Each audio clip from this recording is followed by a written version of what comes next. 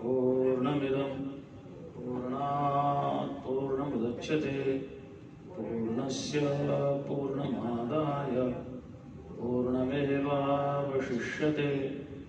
ओम शांति शांति शांतिः। शंकरं शंकराचार्यं केशवं बादरायणं सूत्रभाष्यकृतौ वन्दे भगवन्तौ पुनः पुनः। ईश्वरो गुरुरात्मेति मूर्तिभेदविभागिने व्योमवद्व्याप्तदेहाय दक्षिणामूर्तये नमः। ओम शांति शांति शांति। कल प्रकरण था एक वाक्य अनेक अर्थ प्रकट नहीं कर सकते। जैसे अग्नि उष्ण है, अग्नि शीतल है। अग्नि शीतल है वाक्य तो है, लेकिन जैसे ही उष्णता का अनुभव होता है तो वो वाक्य खत्म हो जाता है, उसका कोई अर्थ नहीं रहता। तो एक वाक्य अग्नि शीतल है ये बोध हो गया हमें, तो उसी अर्थ को प्रकट कर रहा है कि अग्नि शीतल है। अग्नि उष्ण ये इसी अर्थ को प्रकट कर रहा है कि अग्नि उष्ण है। ये ठीक है कि अनुभव के बाद पहला वाक्य समाप्त हो जाता, उसकी प्रमाण नहीं रहता, वो प्रमाण नहीं रहता। लेकिन एक वाक्य एक ही अर्थ को प्रकट करता है, एक वाक्य अनेक अर्थ को प्रकट नहीं करता, न लोक व्यवहार में न वेद में। लोक व्यवहार में भी अगर एक वाक्य अनेक अर्थों को प्रकट करने लगे तो फिर महान अनर्थ की प्राप्ति हो जाती है। कई बार आप कोर्ट में देखते हैं ना, कोमा से और वाक्य बदल जाते हैं, अर्थ बदल जाते हैं कोमा से, है ना। तो क्यों, कहना कुछ और चाह रहा है, कोमा बाय द मिस्टेक दूसरी जगह लग गई, उसका अर्थ दूसरा निकालिए। तो वेद में तो अनर्थकारी वाक्य है ही नहीं, लोक व्यवहार में भी नहीं है। एक ही वाक्य एक अर्थ को प्रकट करता है, एक वाक्य अनेक अर्थ को प्रकट नहीं करता।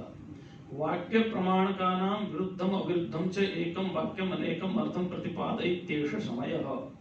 जो वाक्य को प्रमाण मानते हैं वही एक ही वाक्य बहुत से विरुद्ध और अविरुद्ध अर्थों का प्रतिपादन करता है। ऐसा वाक्य को प्रमाण मानने वाले भी स्वीकार नहीं करते। वो भी लोक व्यवहार में वो भी स्वीकार नहीं करते कि एक ही वाक्य अनेक अर्थों को प्रकट करता हो। अर्थैकत्वात् एक वाक्यता, इसलिए अर्थ की एकता होने से एक वाक्यता होती है। अब चलिए पैराग्राफ देखिए, पढ़ाएं आपको, रखें, ठीक है। न च कानिचित् उपनिषद वाक्यानि ब्रह्मैकत्व प्रतिषेधं कुर्वन्ति। देखिए, कहते हैं आपको शायद कोई उपनिषद ऐसा हो जो ब्रह्म और आत्मा की एकता का प्रतिषेध करती हो। ऐसा भी कोई उपनिषद नहीं है। एक भी उपनिषद में ऐसा वाक्य नहीं है कि जो ब्रह्मात्मैक्य बोध का खंडन करती हो, प्रतिषेध करती हो, एक भी नहीं है।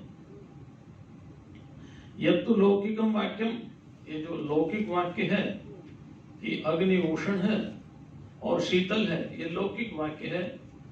न तत्र एक वाक्यता, यहाँ भी एक वाक्यता नहीं है। क्यों नहीं है? क्योंकि तदेक देशस्य प्रमाणांतर, उस एक देश का, एक देश माने जहां पर अग्नि स्थित है, उसका प्रमाणांतर से, दूसरे प्रमाण से, अग्नि उष्ण है उस प्रमाण से, विषयानुवादित्वात्, उसका विषयभूत अनुवाद करने वाला है। यानी खाली ये बता रहा है कि अग्नि शीतल है नहीं, क्योंकि प्रमाणांतर से उसका बाद हो जाता है। अग्नि शीतल इत्येत एकम वाक्यम, अग्नि शीतल होता एक वाक्य है। अग्नि उष्ण इति प्रमाणांतरानुभाव स्मारकम, अग्नि उष्ण है ये प्रमाणांतर से अनुभव का स्मारक है। यानी अग्नि उष्ण है ये किसका स्मारक है? स्मारक माने स्मरण कराने वाला, अनुभव का। आप कह रहे हो कि अग्नि शीतल है, लेकिन अनुभव क्या कह रहा है कि अग्नि उष्ण है। जब अग्नि उष्ण है अनुभव हो गया तो अग्नि शीतल है वाक्य अपने आप ही खत्म हो गया, उसका कोई अर्थ नहीं रहा फिर। न तो स्वयं अर्थावबोधकम, ये स्वयं किसी विशेष अर्थ का द्योतक नहीं है। यानी अग्नि उष्ण है, यह कोई अर्थ नहीं बता रहा। ये क्या बता रहा है? अनुभव का स्मरण करा रहा है। जो अनुभव हमें हुआ है उसका स्मरण करा रहा है कि भाई अग्नि शीतल नहीं है, अग्नि उष्ण है। अतो नाग्नि शीतल इत्यनेक वाक्यता, अग्नि शीतल होता है इस वाक्य से उसकी एक वाक्यता नहीं, यानी वो दूसरा अर्थ है और ये दूसरा अर्थ है। प्रमाणांतरानुभव स्मरणे नैव उपक्षीणत्वात्, क्योंकि प्रमाणांतर से होने वाले अनुभव की स्मृति कराकर, उपक्षीण माने समाप्त होना, उपक्षीण माने क्षय को प्राप्त होना, तो उपक्षीणत्वात् माने समाप्त हो जाता है। जैसे पूर्व अनुभव का स्मरण हुआ अग्नि उष्ण है, वैसे इसका वाक्य समाप्त हो जाता है। यत्तु विरुद्धार्थ प्रतिपादकम इदं वाक्यम इति मन्यते, और जो ऐसा माना जाता है कि वाक्य विरुद्ध अर्थों का प्रतिपादन करने वाला है, तच्छीतोष्ण पदाभ्याम, वह शीत और उष्ण दोनों पदों का अग्निपद समानाधिकरण्य प्रयोग निमित्ता भवति, वह अग्निपद के समानाधिकरण रूप से प्रयोग होने के कारण उत्पन्न हुई भ्रांति। समानाधिकरण का मतलब है जिसका अधिकरण एक ही हो। शीतल का और उष्ण का अधिकरण क्या है? अग्नि। शीतल का, शीत का और उष्ण का अधिकरण अग्नि है। तो जिसका अधिकरण एक हो उसको समानाधिकरण बोलते हैं, समानाधिकरण। तो ये जो भ्रांति क्यों हुई है? भ्रांति इसलिए हुई कि दोनों का अधिकरण एक है। दोनों का अधिकरण एक होने के कारण अनेक अर्थ की भ्रांति हुई है। अनेक अर्थ है नहीं वाक्य के, वाक्य के अनेक अर्थ है नहीं, अनेक अर्थ की भ्रांति हुई। और भ्रांति होने का कारण है कि दोनों का अधिकरण एक ही है। न त्वेकैकस्य वाक्यस्य अनेकार्थत्वं लौकिकस्य वैदिकस्य च, वास्तव में लौकिक हो या वैदिक हो, एक वाक्य के एक अनेक अर्थ हो ही नहीं सकते। मतलब कहने का अर्थ है, यहाँ समझ लो, ये प्रकरण इसलिए उठाया है कि वेदांत में श्रुति में जो कहा है कि एक मेवा द्वितीयम ब्रह्म, इसके विपरीत कोई वाक्य वहां मिलता नहीं। इसलिए जो श्रुति वाक्य कह रही है एक मेवा द्वितीयम ब्रह्म, ये एक वाक्य का अर्थ यही है। इसके अनेक अर्थ नहीं हो सकते।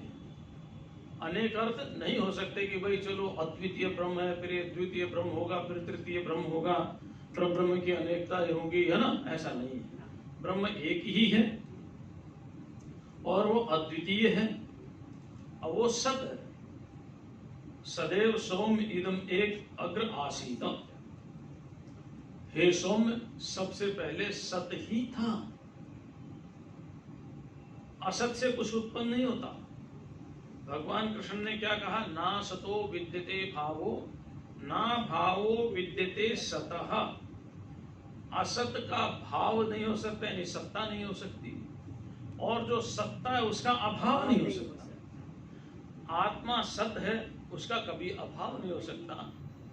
जगत असत है, इसका कभी भाव खाली दिखाई दे रहा तब तक है, लेकिन ये इसी रूप में रह नहीं सकता। बदलाव आएगा, परिवर्तन आएगा, चेंज होगा, लेकिन आत्मा में कोई परिवर्तन नहीं, कोई बदलाव नहीं, नित्य एक रस है।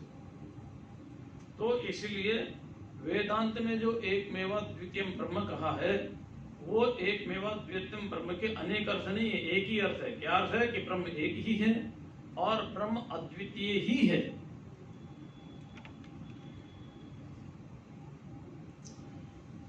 यच्चोक्तम कर्मकांड प्रामाण्य विघात कृत उपनिषद वाक्यमिति, अगर जो कहते हैं कि भाई उपनिषद के वाक्य कर्मकांड की प्रामाणिकता को खत्म करता है, क्योंकि वहां तो एक है, कर्मकांड में अनेक है। वहां तो अनेक होगा तभी तो काम्य कर्म होंगे। काम्य माने कामनाओं के द्वारा किए जाने वाले कर्म, नहीं तो काम्य कर्म होंगे ही नहीं। जब अनेक होंगे ही नहीं, स्वर्ग नहीं होगा, सुख नहीं होगा, हाथी घोड़े नहीं होंगे, संतान नहीं होगी, धन संपत्ति नहीं होगा, तो किसके लिए कर्म करेंगे? कर्म इसी के लिए तो किए जाते हैं, भाई स्वर्ग मिल जाए, संपत्ति मिल जाए, राज मिल जाए, धन धान्य मिल जाए, संतान मिल जाए, उत्तम संतान की प्राप्ति हो जाए, उत्तम परिवार हो जाए, इसीलिए तो करते हैं। तो कहते हैं कि अगर एक ही मान लेंगे कि ब्रह्म एक ही है, तो कर्मकांड के संबंधित जो श्रुतियों का वाक्य है उसका खंडन हो जाता है। तो भगवान शंकराचार्य कहते हैं कि तन्न, वैसा ठीक नहीं है। क्यों? अन्यार्थत्वात्, वेद जो उपनिषद के वाक्य एक अर्थ को प्रकट कर रहे हैं और कर्मकांड के वाक्य एक अर्थ को प्रकट कर रहे हैं। कर्मकांड परक वाक्य जो है वो भेद दृष्टि को लेकर के प्रकट कर रहे हैं, उपनिषद अभेद दृष्टि को लेकर के प्रकट कर रहे हैं। जब तक भेद दृष्टि है कर्मकांड के वाक्य अपना अर्थ दे रहे हैं, जब तक भेद दृष्टि है कर्मकांड के वाक्य अपना अर्थ दे रहे हैं।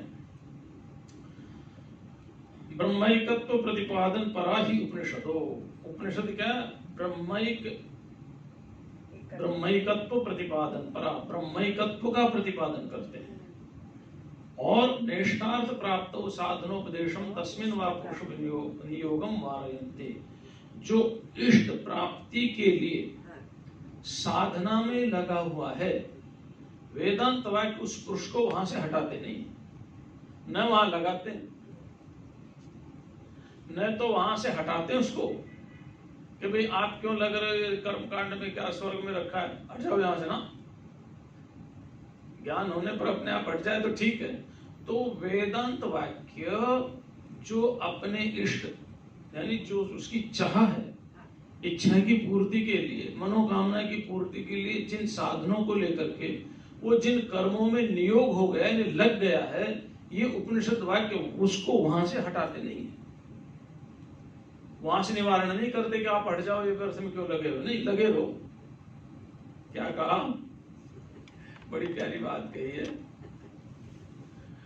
कि समझदार व्यक्ति को, जो समझदार नहीं है उसको कर्मों से कभी रोकना नहीं चाहिए।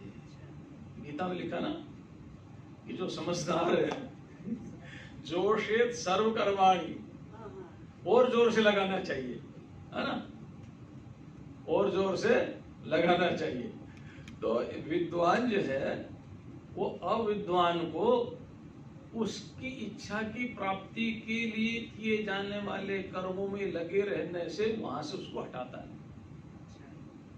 ठीक है ना। और लगाता और कर्म करो, शायद अंतःकरण तो शुद्ध हो ही जाएगा। भाई सत्कर्म करेगा तो सत्कर्म का कुछ तो फल मिलेगा, है ना। ये है अनेकार्थत्वानुपत्तिरेव, इसलिए कर्म का या वेदांत का अनेक अर्थ का वाक्य का होना संभव नहीं है। न च कर्मकांड वाक्यानाम स्वार्थे प्रमाणोत्पद्यते, ऐसा भी नहीं है कि भाई कर्म कांड के वाक्यों का स्वार्थ में प्रमा उत्पन्न नहीं होती, प्रमाण क्या न उत्पद्यते, ऐसा भी नहीं है। असाधारण चेत स्वार्थे प्रमाण उत्पादयन्ति वाक्यम, असाधारण अर्थ में वाक्य प्रमाण उत्पन्न करता ही है। वो तो अन्य विरोध से, फिर दूसरे वाक्य से विरोध क्या हो सकता है। ब्रह्मात्मैक्य वाक्य से कर्म कांड के वाक्यों का कोई विरोध नहीं है, ठीक है ना। ब्रह्मैकत्वे निर्विषयत्वात् प्रमाणोत्पद्यते एवेति, ब्रह्मैकत्वे ब्रह्म की एकता मानोगे तो निर्विषयत्वात् कर्म कांड का कोई विषय रहेगा ही नहीं। पर ब्रह्मात्मैक्य मान लिया तो फिर कर्मकांड का विषय क्या है, दूसरा है ही नहीं, तो कर्मकांड होगा कहां से। इसलिए वहां प्रमा उत्पन्न नहीं होती, यदि ऐसा कहते हो, मैंने ज्ञान उत्पन्न नहीं होता वहां, ऐसा कहते तो ऐसा भी ठीक नहीं है। आप समझ गए पॉइंट? मतलब ये कह रहे हैं कि अगर आत्मैक्य वाक्य को हम मान लें, ब्रह्मात्मैक्य को, तो अद्वितीय ब्रह्म होने के कारण द्वितीय कोई है ही नहीं, तो कर्म कांड की वाक्यों का विषय ही खत्म हो गया। जब कर्म कांड की वाक्यों का विषय खत्म हो गया तो प्रमा ही पैदा नहीं करेंगे, यानी ज्ञान ही उत्पन्न नहीं करेंगे। वही स्वर्ग का ज्ञान मिलेगा कि धर्म का ज्ञान मिलेगा कि ये ज्ञान मिलेगा कि वो ज्ञान मिलेगा, है ना। ये कर्म करोगे तो ऐसा फल मिलेगा, ये कर्म करोगे तो ऐसा फल मिलेगा, ये कर्म करोगे तो ऐसा फल मिलेगा। क्यों? क्योंकि आत्मा और ब्रह्म तो एक है। कर्म करेगा कौन फिर? ये तो पूर्व पक्ष कह रहा है। हाँ, पूर्व पक्ष कह रहा है।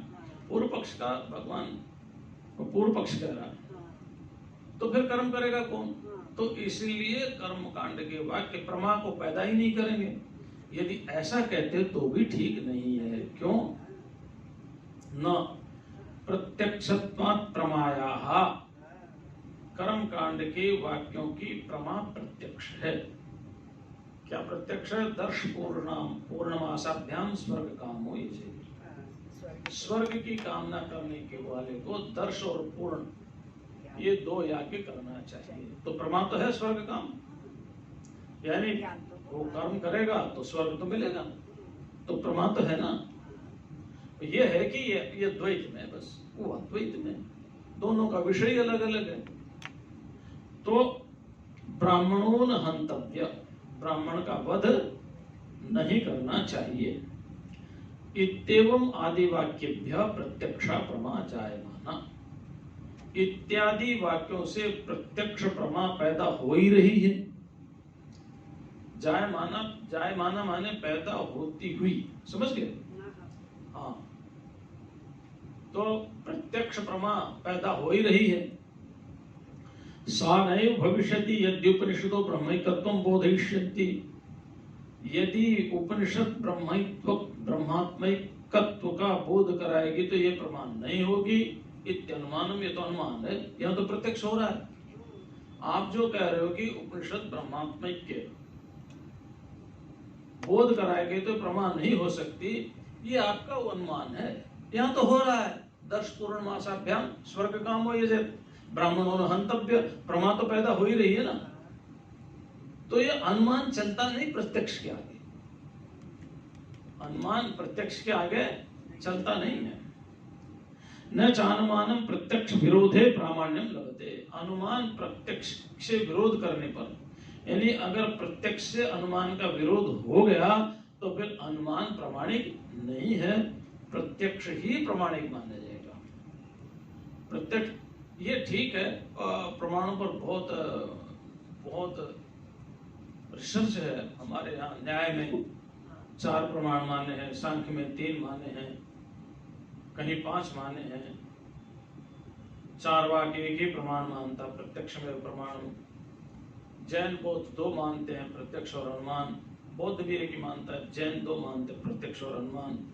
सांख्य 3 मानता, प्रत्यक्ष, अनुमान और शब्द। न्याय 4 मानता, प्रत्यक्ष, अनुमान, उपमान और शब्द। मीमांसा भट्ट वाले 5 मानते हैं, वेदांत वाले 6 मानते हैं, कुछ ऐती है और ये मिलाकर के 8 भी मानते हैं। जो भी मानो, लेकिन सब के सब प्रत्यक्ष पर ही टिके हुए हैं।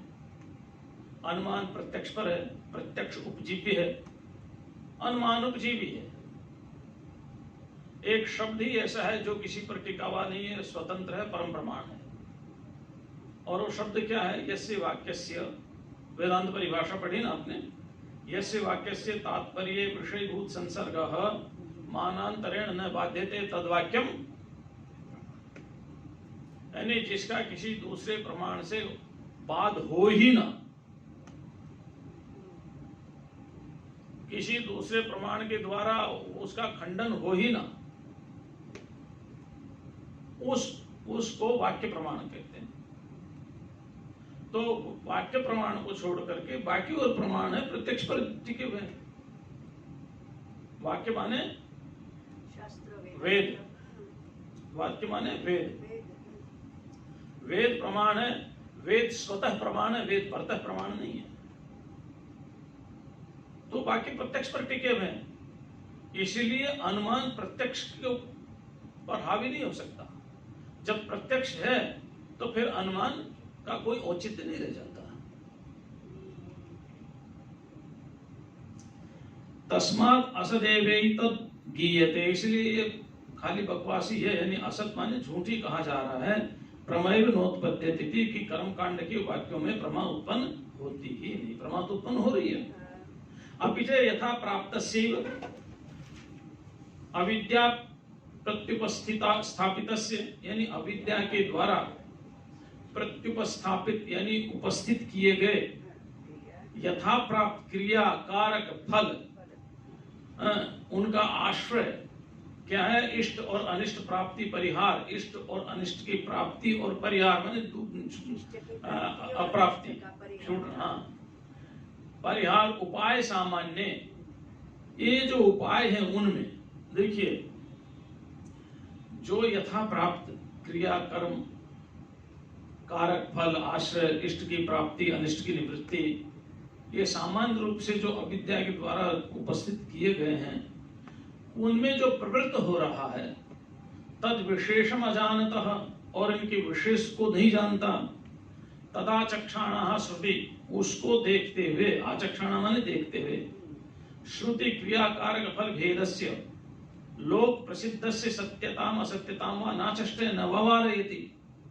श्रुति लोक प्रसिद्ध क्रिया कारक और फल की सत्यता या असत्यता को ना तो बताती है, ना उस पुरुष को वहां से निवारण करती कि तुम सत्य की तरफ जा रहे हो कि असत्य की तरफ जा रहे हो। श्रुति तो ये बताती ये सत्य है और ये असत्य है, तुम्हें किधर जाना हो तुम्हारा चुनाव। ठीक है ना? वेद पिताएं बताता है ये सत्य और ये असत्य, जाना किधर है वो तुम्हारा है काम। वेद ये नहीं कहता कि तुम सत्य की तरफ जाओ कि असत्य की तरफ जाओ। श्रुति तो केवल बोध करा, बोध है मतलब ज्ञान है, ज्ञान है, और उस पर चलना ना चलना है हमारे ऊपर है। इसलिए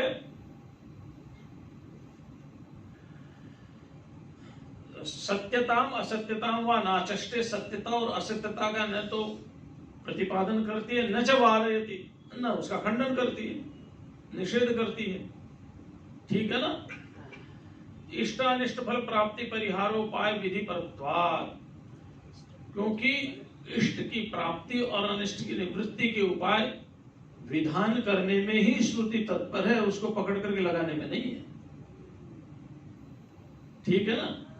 बताने में ही तात्पर्य है, भाई ये इष्ट है और ये अनिष्ट है। अब जो अनिष्ट जिसको श्रुति कहती है, द्वैत में लोक व्यवहार में वो इष्ट है। अगर लोक व्यवहार में व्यक्ति इष्ट की प्राप्ति कर रहा है तो श्रुति ये नहीं कहती तुम इसको क्या करोगे, वो तो कहती स्वर्ग कामो यजत, स्वर्ग की काम करने वाला यजन करे, ऐश्वर्य की काम करने वाला ये करे, विजय की काम करने वाला ये यज्ञ करे, इसकी कामना करने वाला वो यज्ञ करे, सब बता रखा है वहां। तो अब ये भी बता रखा है कि इनका फल अनित्य है। अब ये आप पर आप जाएंगे किधर? लेकिन कर्म कांड के वाक्यों की प्रमा तो है ही, प्रमा है, और वेदांत वाक्य से कोई विरोध नहीं, क्योंकि वेदांत वाक्य सत्य का निर्देशन करता, पकड़ करके नहीं लगाता। इसलिए पुरुष दोनों तरफ दिखाई देता है, कुछ हमारे जैसे भी दिखाई देते हैं और कुछ दूसरे ढंग के भी दिखाई देते हैं। प्रवृत्ति और निवृत्ति दोनों मार्गों के पुरुष दिखाई देते हैं। इसलिए कर्म कांड के वाक्य प्रमा पैदा नहीं करते, ये कहना उचित नहीं है। यथा कामेषु प्रवृत्ता श्रुति कामानां मिथ्या ज्ञान प्रभवत्वे सत्यपि यथा प्राप्तानेव कामान उपादाय तत्साधनान्य विधत्ते। जिस प्रकार काम्य कर्मों में यथा कामेषु प्रवृत्ता श्रुति ही, कामेषु प्रवृत्ता माने काम्य कर्मों में प्रवृत्त हुई श्रुति कामानां मिथ्या ज्ञान प्रभवत्वे, कामनाओं के मिथ्या ज्ञान जनित होने पर भी, प्रभव माने होना है ना, कामनाओं के मिथ्या ज्ञान जनित होने पर भी यथा प्राप्तानेव कामान, यथा प्राप्त कामनाओं को लेकर ही तत्साधनान्य विधत्ते, उनके साधनों का विधान करती है। यानी ये मालूम है कि कामनाएं मिथ्या है और मिथ्या ज्ञान से हमारे अंदर कामनाओं की पूर्ति की प्रवृत्ति हुई है, तो भी मिथ्या ज्ञान से हमारे अंदर कामनाओं की प्रवृत्ति होने पर भी श्रुति उसको वहां से नहीं हटाती। आप ये समझो श्रुति माइलस्टोन है। यहां से वडोदरा 250 किलोमीटर है, ठीक है ना। वो कितना होगा मालूम नहीं मुझे, जो होगा जो होगा। यहाँ से वडोदरा 250 किलोमीटर है। अब वो माइलस्टोन है, ना तो आपको चलाता है ना आपको रोकता है कि मत जाओ बहुत दूर है, या चले जाओ, चलोगे तो पहुंच ही जाओगे। वो तो केवल दूरी बता रहा है, माइलस्टोन। ऐसे ही श्रुति तो माइलस्टोन का काम कर रही कि भाई ये सत्य है, ये मिथ्या है, मिथ्या का फल ये है, सत्य का फल। केवल इतना ही श्रुति का काम है। चलना या न चलना ये हमारा काम है, श्रुति का काम नहीं चलाना न चलाना। कोई भी किसी को वेद किसी को हाथ पकड़ करके नहीं ले जाता, जैसे माइलस्टोन किसी को हाथ पकड़ करके नहीं लेकर के जाता। उसका काम इतना है कि यहाँ से वडोदरा की दूरी बताना, यहाँ से सूरत की दूरी बताना, ठीक है ना। ठीक इसी तरह श्रुति का काम केवल ज्ञान का बताना ही है। अब चलना ना चलना आपका काम है। अगर आप नहीं चलना चाह रहे तो श्रुति फिर उस तरह का भी फल बता रही, उस तरह के साधन बता रही। भाई चलो संसार में ही सुख रह लो, संसार में सुख से रह लो, तो संसार में सुख से रहने के लिए क्या क्या उपाय है वो भी श्रुति बता रही है। संसार में रहने के लिए ये उपाय है और परमात्मा में प्राप्त करने के लिए उपाय है। उपाय दोनों बता रही, ना तो किसी को परमात्मा में जाने वाले को संसार में लगा रही, ना संसार में जाने वाले को परमात्मा में लगा रहे। केवल विधान करते, विधान, ठीक है ना। न तो कामाना मिथ्या ज्ञान प्रभवत्वात् अनर्थ रूपत्वम चेति न विदधाति। कामनाएं मिथ्या ज्ञान जनित होने के कारण अनर्थ रूप नहीं है ऐसा विधान नहीं करती। मिथ्या ज्ञान, कामनाएं मिथ्या ज्ञान जनित होने के कारण अनर्थ रूप नहीं, अर्थात अनर्थ रूप तो है अब इच्छा तुम्हारी, ऐसा विधान नहीं करती कि भाई मिथ्या ज्ञान है तो ये अनर्थकारी नहीं है। उसका काम है सही सही बताना, है ना, सही सही बताना उसका काम है। मानना न मानना, स्वीकार करना न करना, मार्ग पर चलना न चलना, ये हमारा काम है। लेकिन श्रुति यह कहती जहां से आपको सुख मिले उसी का विधान कर देते हैं। मिथ्या ज्ञान से मिलता चलो उसी के लिए कुछ उपाय बता देते हैं। वहां रच पच लो, कुछ दिन धक्के खा लो, सुख दुख का अनुभव कर लो, जन्म मरण का अनुभव कर लो, राग द्वेष का अनुभव कर लो। जब इससे परेशान हो जाओ तो इधर आ जाना। हाँ, जब परेशान हो जाओ तो आ जाना। और एक बात बताए, हमने बहुतों को देखा है, ठीक है परिस्थिति बस वो घर से नहीं निकल पाते, लेकिन जो ईमानदारी से अपने गृहस्थ में रहते हैं ना, वो अंतिम अवस्था में कहते हैं महाराज हमारा मन सबसे उपराम हो गया, अब किसी में राग नहीं रहा, मोह नहीं रहा, अब तो भगवान का भजन करना चाहते। बहुतों से सुना, क्योंकि ईमानदारी से उन्होंने अपने गृहस्थ का पालन किया। और जो ईमानदारी से गृहस्थ का पालन करता है उसके अंदर वैराग्य आएगा ही आएगा, क्योंकि भगवान उसके ऊपर कृपा बरसा रहा है कि इसने अपना कर्तव्य अच्छी तरह से पूरा किया है। बहुत से नहीं करते, बहुत से नहीं करते, कई फॉर्मेलिटी करते हैं, सास ससुर की सेवा नहीं करते, हाँ, दान नहीं करते, तप नहीं करते, जप नहीं करते। माता पिता की सेवा, जितना विधान बताया गया है उतना जप तप करते हो, जितना विधान बताया गया उतना बड़ों का सम्मान करते हो, जितना विधान बताया गया उतना परिवार को लेकर के चलते हो। अब तो मैं और वो और मेरा एक, बस हम दो और हमारा एक है, वो भी नहीं चाहिए। तो आप समझो ना, ये ईमानदारी का मतलब ये थोड़ी कि पति की सेवा कर ली, बच्चे पाल लिए, नहीं। आपने परमात्मा की कितनी आराधना की, संध्या वंदन किया या नहीं किया, आपने कमाई का कितना प्रतिशत दान दिया, आपने समाज की कितनी प्रतिशत सेवा की, आपने अपने सास ससुर की या माता पिता की कितनी सेवा की, आपने अपने परिवेश में रिश्तेदारी में भाई बंधुओं के प्रति कैसा भाव रखा। खाली एक ही थोड़ी है कि बस पति को रोटी दे दी, बच्चों को पढ़ा दिया, वो तो हो गया, सच्चाई से सारा काम, इतना ही थोड़ी है। हम सामाजिक प्राणी हैं और सामाजिक प्राणी एक दूसरे पर निर्भर रहता है, इंटरडिपेंडेंट होता है। हम किसी की करेंगे कोई हमारी करेगा, हम किसी को दान देंगे कोई हमें दान देगा। किए हुए कर्मों का ही फल मिलता है, दूसरा कुछ मिलता नहीं है। आज हम माता पिता की अवज्ञा कर रहे हैं कि अनेक जन्मों तक हमारी अवज्ञा होती रहेगी। तो क्या सच्चाई से गृहस्थ का पालन किया है? आप समझ गए ना? हाँ, खाली आपने इतना ही ले लिया, भाई पति की रोटी खिला दी, बच्चों को पढ़ा दिया, होगा सच्चाई से गृहस्थ धर्म का पालन?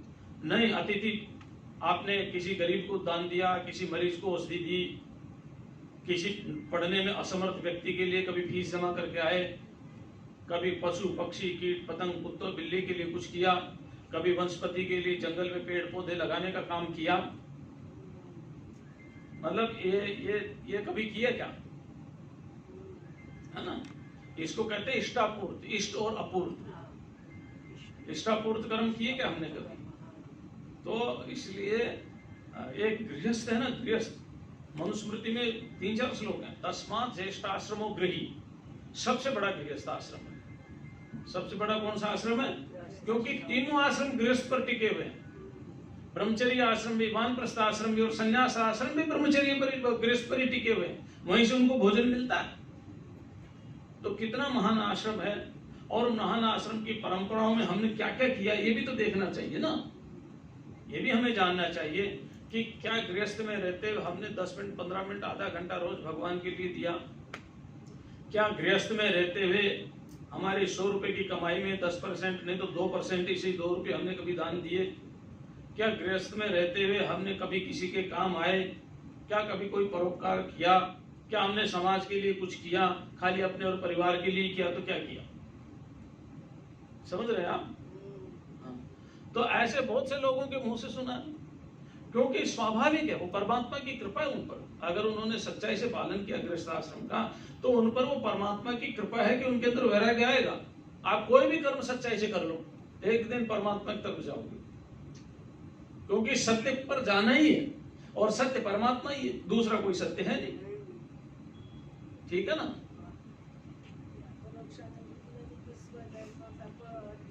हाँ, सत्य परमात्मा ही, दूसरा सत्य नहीं है। कोई भी आश्रम वाला हो, सच्चाई से अपने नियमों का पालन करे, परमात्मा की तरफ जाएगा।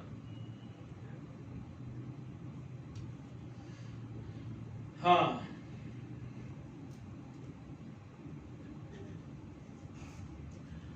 न तो कामानां मिथ्याज्ञान प्रभवत्वात् अनर्थ रूपत्वं चेति न विदधाति, तथा नित्याग्निहोत्रादि शास्त्रम अपि मिथ्याज्ञान प्रभवम। देखिए, नित्य अग्निहोत्र आदि शास्त्र भी मिथ्या ज्ञान प्रभव, मिथ्या ज्ञान से उत्पन्न, तो ये भी वही मिथ्या ज्ञान जनित है।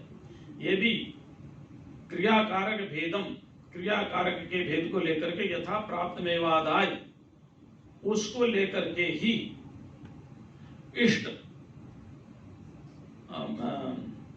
विशेष प्राप्ति अनिष्ट विशेष परिहारम व किमपि प्रयोजनम पश्यत। इष्ट विशेष की प्राप्ति और अनिष्ट विशेष के परिहार छोड़ने को, प्रयोजन को लेकर के पश्चात देखते हुए भी अग्निहोत्रादि कर्माणि विधत्ते, देखते हुए भी श्रुति अग्निहोत्रादि कर्मों का विधान करती है कि ये भी मिथ्या ज्ञान जनित ही है।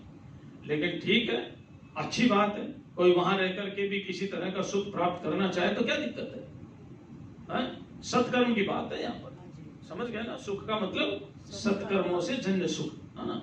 और सत्कर्म जन्य सुख क्या करेगा? सत्वगुण आएगा। देखिए, भगवत गीता में क्या कहा? श्रद्धा 3 प्रकार की होती है।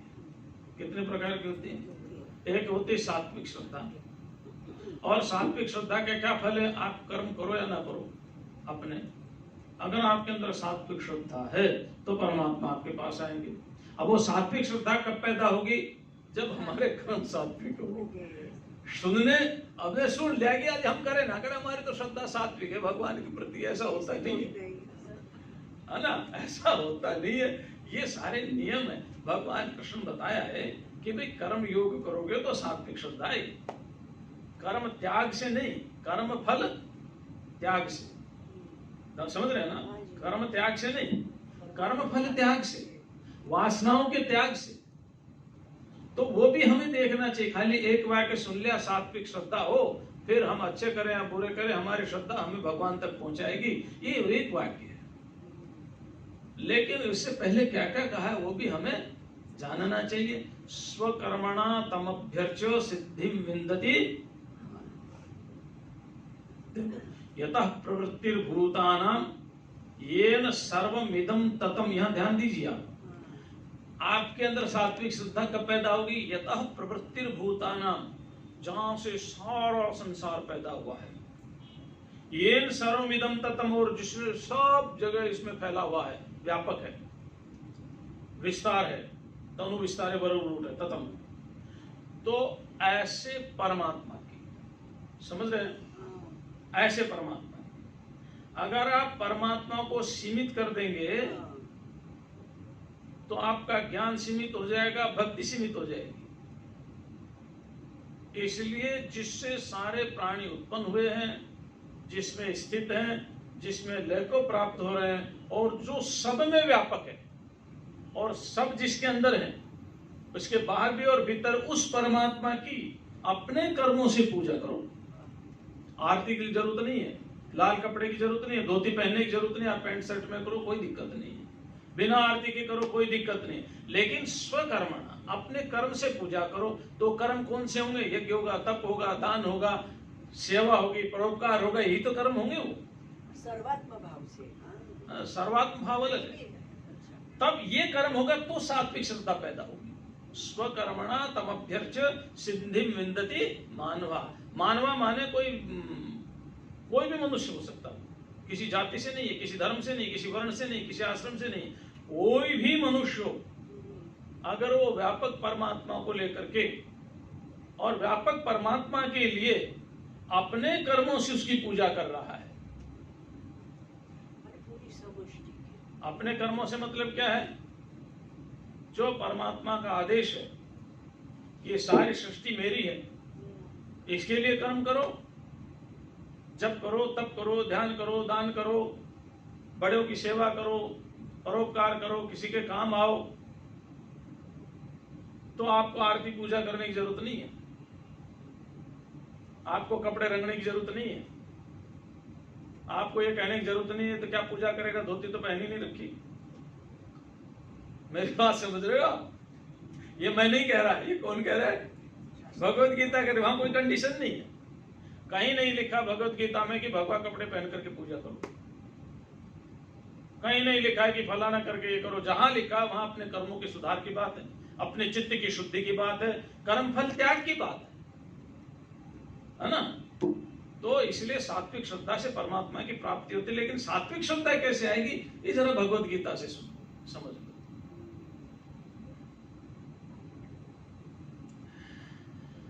ना विद्या गोचर असत वस्तु विषयमिति न प्रवर्तते यथा कामेषु।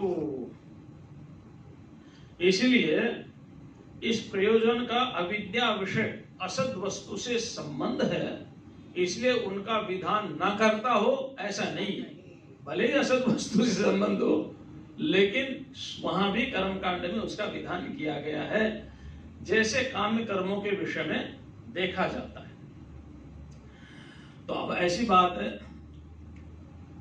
अब मेरे ख्याल से 30-40 सेकंड बची होंगी, है ना?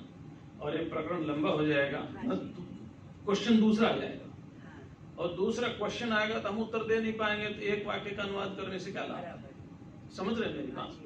इसलिए आज यही विश्राम देते हैं, और कल से हमारे पूज्य स्वामी विजयानंद पुरी जी महाराज बड़े अच्छे महापुरुष हैं, वो आपको स्वाध्याय कराएंगे। वो तो स्वाध्याय कराते रहते, हम तो बाई चांस है ना,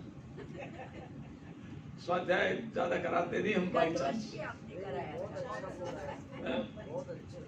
हम तो बाई चांस कराते स्वाध्याय, 1 दिन 2 दिन का काम चलाने के लिए। ये ईश्वर की कृपा है कि हमने पढ़े गुरुमुख से, है ना? ये ईश्वर की कृपा है, लेकिन स्वाध्याय नहीं कराते, ठीक है ना? तो जैसा टूटा फूटा 2 दिन में स्वाध्याय करा दिया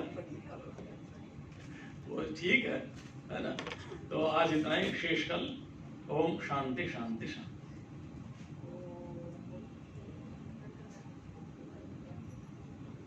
ओम पूर्णमदः पूर्णमिदं पूर्णात् पूर्णमुदच्यते पूर्णस्य पूर्णमादाय पूर्णमेवावशिष्यते।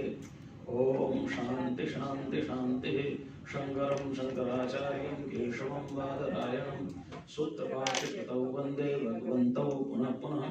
ईश्वरो गुरुरात्मेति मूर्तिभेदविभागिने व्योमवद्व्याप्तदेहाय दक्षिणामूर्तये नमः।